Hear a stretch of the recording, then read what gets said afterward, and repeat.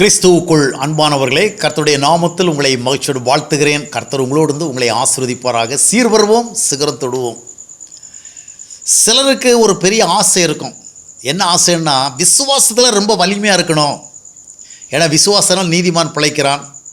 விசுவாசிக்கிறவனால கூடாத ஒன்றும் கிடையாது. விசுவாசிதான் தேவனுடைய மகிமையை காணலாம். ஆனால் விசுவாசிக்கணும் ஆசை தான் இருக்குது. அந்த அளவுக்கு விசுவாசிக்க முடியலையே, விசுவாசம் ரொம்ப வீக்காக இருக்கிறதே அப்படிங்கிற வருத்தப்படுவாங்க.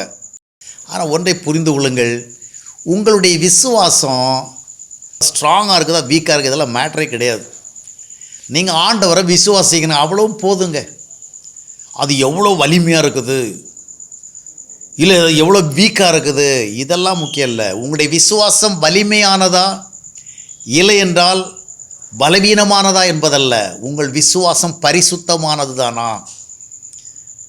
பலமான விசுவாசமும் அல்ல, பலவீன விசுவாசமும் அல்ல, பரிசுத்த விசுவாசம். அப்படின்னு என்ன அர்த்தம்? தேவனுக்குரிய காரியங்களை விசுவாசிக்கின்ற ஒரு விசுவாசமாக நம்முடைய விசுவாசம். தேவனுக்கு நம்முடைய வாழ்விலே முதலிடம் கொடுக்கிற ஒரு விசுவாசம் தானே நம்முடைய விசுவாசம். தேவனுடைய ஐக்கியத்தில் வாழுகிற ஒரு விசுவாசம் தானே நம்முடைய விசுவாசம். பரிசுத்தமான விசுவாசம் என்றால் தேவனுக்கேற்ற காரியங்கள் மேல் நமக்கு ஒரு பெரிய நம்பிக்கை இருக்கிறது. நான் கர்த்தர் விரும்புகிற பரிசுத்தத்தை நம்புகிறேன். நான் கர்த்தர் விரும்புகிற நீதிக்குரிய வாழ்க்கையை நம்புகிறேன். கர்த்தருக்கேற்ற சுபாவங்களை நம்புகிறேன். இதுதான் பரிசுத்த விசுவாசம். எனக்கு அளவுக்கு அதிகமான ஒரு விசுவாசம் இருக்குது அப்படிங்கிறது இல்லை. நிறைய பேர் பார்த்தீங்கன்னா அவசரம், அதை கஷ்டம், நெருக்கடி, துன்பம் வரவளெல்லாம் ரொம்ப ஸ்ட்ராங்காக பிலீவ் பண்ணுவாங்க. நினச்சபடி நடக்காது. வியாதி நிச்சயமாக குணமடையணும்னு விசுவாசிப்பாங்க, நடக்காது. நிச்சயமாக வியாபாரத்தில் ஒரு முன்னேற்றம் வரணும்னு விசுவாசிப்பாங்க, ஆனால் நடக்காது. வருத்தப்படுவாங்க. நம்ம இவ்வளோ விசுவாசித்தோமே, இவ்வளவு நம்பினோமே, 4 பேர்ட்ட சொல்ல வேற செஞ்சோமே, ஆண்டவரை நான் ரொம்ப விசுவாசிக்கிறேன், நிச்சயமாக என்ன நல்லது நடக்கும், நடக்கலையே, ஆண்டவர் கைவிட்டாரே. எதற்கு விசுவாசித்தோம்? நம்முடைய வாழ்க்கை தொடர்பான காரியங்களுக்கு விசுவாசித்தோம். சரீரம் தொடர்பான காரியங்களுக்கு விசுவாசித்தோம். நம்முடைய பிரச்சனைகள் சம்மந்தமாக விசுவாசித்தோம்.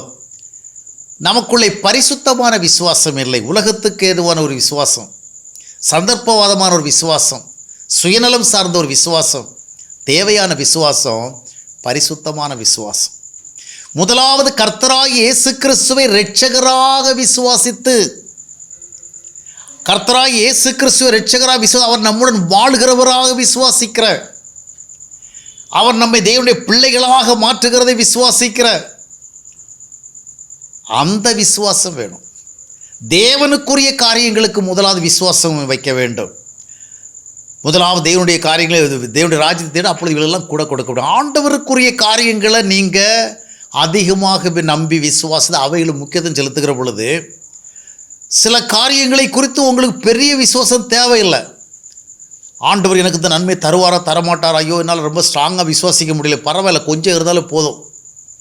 ஆனால் நீங்கள் கர்த்தருக்குரிய காரியங்களில் வலிமையான நம்பிக்கையை வச்சுருக்கிறீங்க. ஆண்டவருக்கு கொடுக்குற முக்கியத்துவத்துக்கு சரியான முக்கியத்துவத்தை கொடுக்குறீங்க. ஆண்டவரை தேடுறீங்க.